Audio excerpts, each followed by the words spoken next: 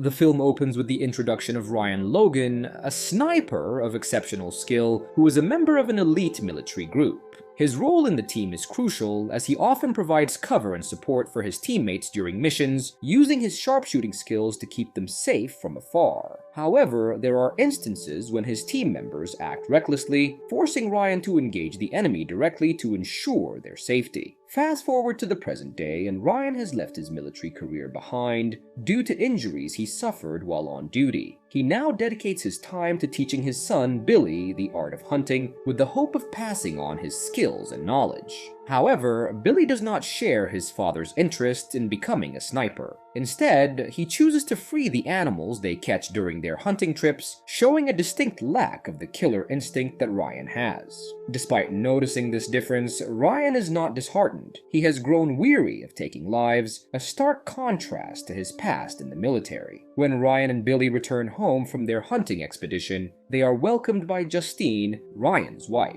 Justine is worried about Billy's safety during these hunting trips, especially now that she's expecting their second child. This news makes Ryan even more protective of his family. He takes on the responsibility of preparing breakfast for Billy and Justine every morning, allowing Justine to rest. After fulfilling his responsibilities at home, Ryan goes to the military base where he trains young soldiers. His colleague, Johnny, tells him that their superior made a mistake by assigning Ryan to a supervisory role instead of having him on the front lines, given his exceptional marksmanship. However, Ryan has already decided to retire from his role as a sniper, and he simply smiles at Johnny's comment. Meanwhile, Justine was driving Billy to school when their car was hit by a reckless driver. The accident left both Justine and Billy in critical condition. Upon hearing the news, Ryan and Johnny rush to the hospital, where they are informed that both Justine and Billy have lost a lot of blood and urgently need transfusions. They also receive the tragic news that Justine's unborn child cannot be saved. Overwhelmed with grief and faced with the realization that his blood type matches both his wife's and his son's, Ryan is faced with a heartbreaking decision. He must choose to save one at the expense of the other. After much thought and emotional turmoil, he makes the agonizing decision to donate his blood to save Billy, letting go of Justine. He knows deep down that Justine would have wanted him to prioritize their son's life. This moment is incredibly painful and heartbreaking for Ryan, but he knows he must stay strong for the sake of his family. In the midst of Ryan's personal struggles, Johnny, driven by rage and a thirst for vengeance, decided to take action. He tracked down the intoxicated driver who caused the accident, who was also in the hospital, and abducted him. Johnny subjected the driver to severe punishment as payback for the damage he had caused to Justine and Billy. As time went on, Ryan's life underwent dramatic changes. His physical appearance changed, characterized by long hair that reflected his internal chaos. He continued to cherish the memory of his late wife, Justine. Billy, now a rebellious teenager, had several run-ins with the law. The judge warned Ryan that if Billy's behavior didn't improve, he would be sent to a social institution, as Ryan was deemed unfit to provide proper guidance and education for his son. This added a tremendous amount of stress and worry to Ryan's already heavy heart. At this point, Ryan's primary worry was the potential loss of his son. The next day, Ryan was summoned to the principal's office due to Billy's outstanding school fees and repeated infractions. The school administration made it clear that they would not tolerate any more misconduct, and if the fees were not paid immediately, Billy would be expelled. Ryan was given a limited amount of time to gather the necessary funds. Later, Ryan met Johnny at a local cafe. It was revealed that both of them had retired from the military a while ago. Johnny offered Ryan a high-paying job opportunity. However, Ryan knew that the job involved unlawful activities and respectfully declined the offer. He was satisfied with his current job as a salesperson at a reputable company. At home, Ryan and Billy seemed to have a hard time connecting. Their conversations were few and far between, and the atmosphere was tense. After dropping Billy off at school, Ryan concentrated on his sales duties, trying to close a deal with a customer. Unfortunately, the customer's disrespectful behavior led Ryan to issue a warning before leaving abruptly, feeling frustrated. He decided to return home. To his surprise, upon arriving home, Ryan found Johnny having a conversation with Billy. This immediately raised Ryan's concerns about what Johnny might be influencing his son with. He quickly asked Johnny to step outside for a private conversation. Johnny once again offered Ryan a job, this time suggesting a role as a sniper to steal money from drug dealers. Initially, Ryan refused the offer, but as his financial situation worsened, he felt forced to reconsider. However, he made it clear that he would not take anyone's life. Upon returning home, Ryan looked at his old weapons, which had been untouched for a long time. He decided to bring a handgun instead of his sniper rifle, as it would be more discreet for their planned operation. Later, Ryan and Johnny carried out the robbery according to Johnny's plan, targeting a drug dealer's safe. They managed to secure a few $100s in cash.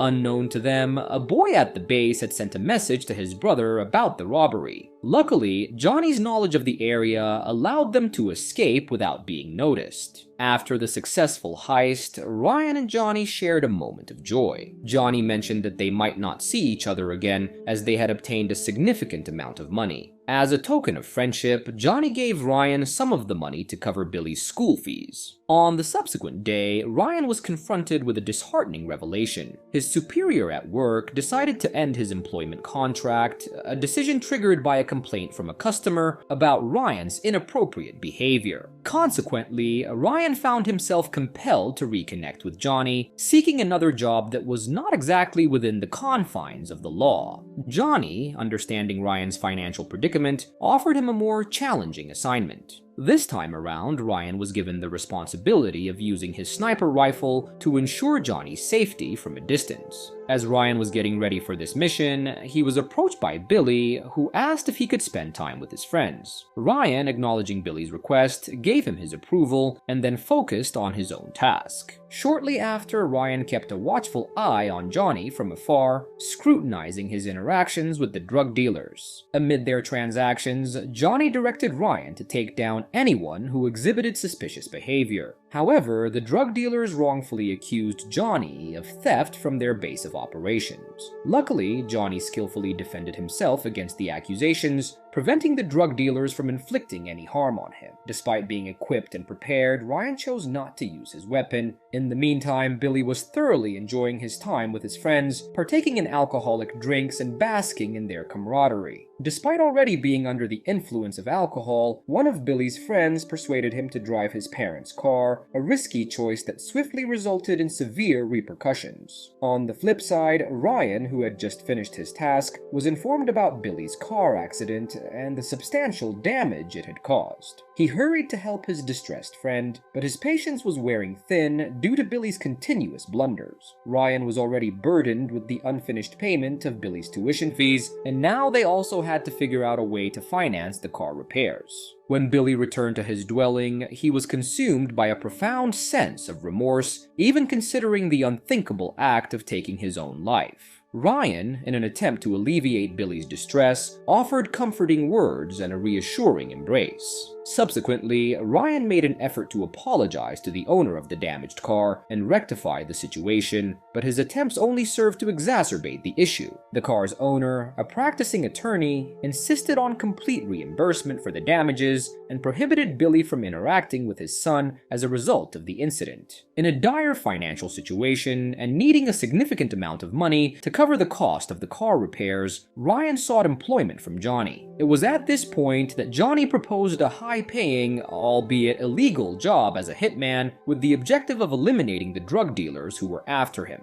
Given Ryan's expertise as a marksman, he readily accepted the risky proposition. On the day of the operation, Ryan arrived at the specified location 5 hours in advance to survey the area and strategize his approach. He considered various factors, such as wind direction and potential glare from glass surfaces, to remain undetected. When the gangsters showed up intending to assassinate Johnny, Ryan was ready. They demanded the money Johnny had forcibly taken from their safe, but Johnny remained unflustered, confident in Ryan's protection. Without hesitation, Ryan quickly neutralized the gangsters, but more enemies appeared, intent on pursuing Johnny. Remaining alert, Ryan successfully repelled their assault. Having accomplished his mission, he left Johnny to dispose of the defeated gangsters' bodies. The day after the car incident, the lawyer lawyer who owned the damaged vehicle spotted Ryan lurking in the parking lot. Alarmed, the lawyer quickly got into his car to drive home, only to find Ryan already inside, issuing threats. Overcome with fear, the lawyer eventually yielded to Ryan's intimidation and agreed to let the past be the past, deciding to overlook the car incident involving Billy. With this agreement, Johnny could finally exhale a sigh of relief. Having evaded the relentless pursuit of the gangsters, he indulged in a celebration of his newfound freedom, surrounded by beverages and music in a house. However, his celebration was abruptly disrupted when another group of thugs stormed in, determined to end his life.